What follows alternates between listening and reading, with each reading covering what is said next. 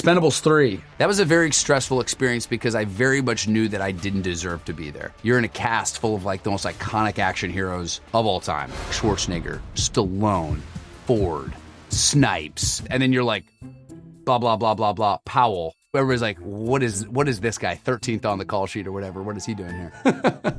I am Glen Powell, and I'm here to talk you through some of the craziest and most stressful moments on set. This is my stress test.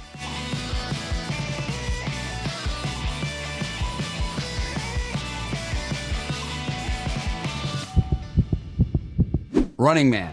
Whew. This is the ultimate stress test. I mean, it's literally a movie about one man being released out in the world on the most lethal game show of all time and the entire world hunting him down. Every single day of this movie was like weirdly stressful.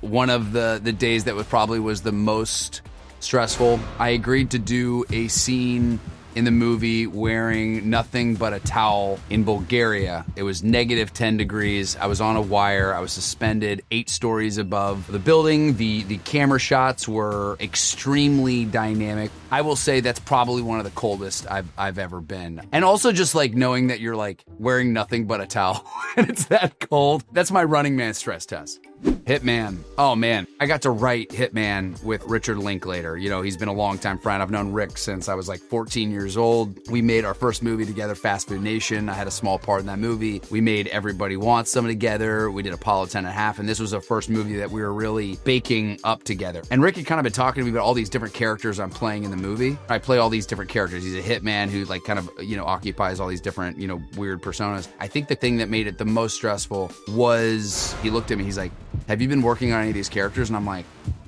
not really. He's like, are you good? I'm like, yeah, I think I'll be fine. So it's just like, there was a bit where like as a writer and producer, I was working so hard that I didn't have time to do the weird high wire act that is this character, Gary Johnson. So the thing I think that I always tell my friends is I say, the only time you'll ever see me stressed out is the 2 weeks before shooting. Once cameras start rolling, I'm playing around. I'm having fun. But the 2 weeks ahead of time, I'm a nervous wreck. So the fact that I hadn't really figured out who Gary Johnson was and how to play all these characters right before shooting, definitely stressful.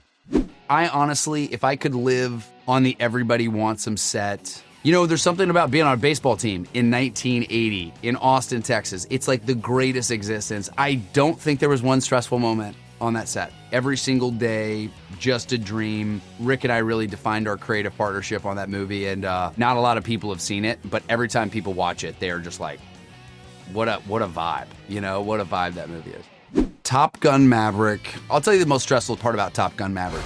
When you are operating $80 million aircraft, you're flying these things in close proximity to other planes, sometimes sub 100 feet at the speed of sound. There's a lot of moving pieces, and the Navy wants to make sure that you're not going to be a smoking hole in the side of a mountain and have it be a big problem. So what we had to do every day, you have the Top Gun crew, and then you have Top Gun the institution and the United States Navy. And every time we would fly, I would have to give sort of a briefing to all these people about what we were doing up in the air. Essentially what you would do is you'd have these 2 sticks with F-18s on either stick, right?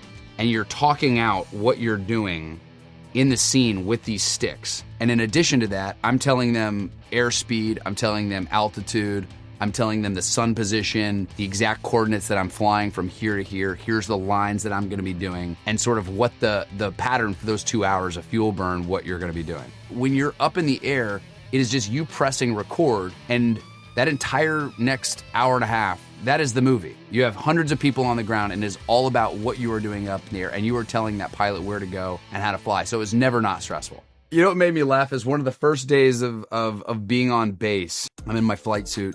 And, you know, anytime you're outside, you're supposed to have your cover on, the hat that you wear on top of your head. A man stopped me and he said, Lieutenant, you don't have your cover on. And I said, oh, I'm not a lieutenant. He goes, what do you mean you're not a lieutenant? And I said, no, we're shooting Top Gun Maverick here. He goes, why is your cover not on? I'm like, you know what? I'm just going to say yes. I'm going to put my cover on. I'm just going to assume the role of being a lieutenant in the Navy while I'm on base. Like, that's sort of what you did, is you just sort of became a pilot. So it was hard to sometimes distinguish between fact and fiction when you were shooting that movie.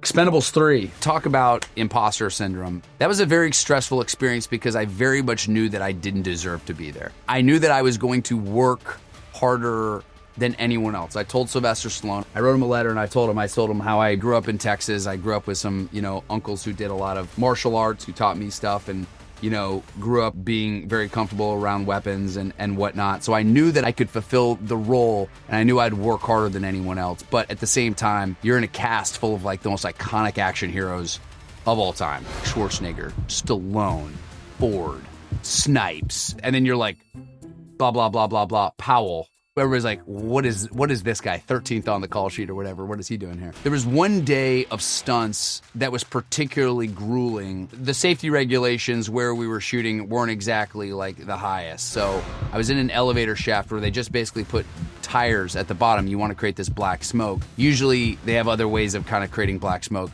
Where we were shooting, they just lit tires on fire. So I was in a burning elevator shaft, probably 11 stories up in an elevator shaft full of burning tires. So I was having trouble breathing, and I'm also having to hop and pull off this kind of crazy thing. And if I plummet, I'm not surviving that fall, but I'm also going into a bunch of, an inferno of burning tires. And that's smoke, and the heat is definitely coming up.